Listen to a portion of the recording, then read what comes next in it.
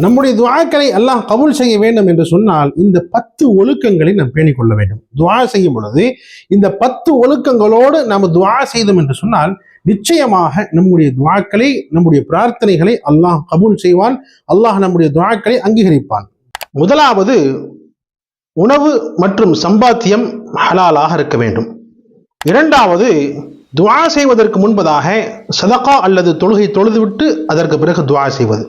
மூன்றாவது, நாம் செய்த நல்ல காரியங்களை அல்லாஹ்விடம் முன்வைத்து, யா அல்லாஹ் இதன் பொருட்டால் நான் என்னுடைய வாழ்க்கையில் செய்த இந்த அமல்களின் பொருட்டால் இந்த துஆவை ஏற்றுக்கொள்வாயாக என்பதாக அல்லாஹ்விடத்தில் நம்முடைய நல்ல விஷயங்களை அல்லாஹ்விடத்தில் முன்வைப்பது.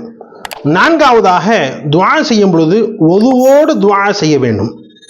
ஐந்தாவது, கிப்லாவை முன்னோக்கி அமர்ந்து அல்லாஹ்விடத்தில் துஆ செய்வது. ஆறாவது, அல்லாஹ்வை புகழ் செய்வது. அதற்கு பிறகு நபிகள் நாயகம் ஸல்லல்லாஹு அலைஹி வஸல்லம் அவர்கள் மீது ஸலவாத் ஓதியதற்கு பிறகு நாம் துஆ செய்வது.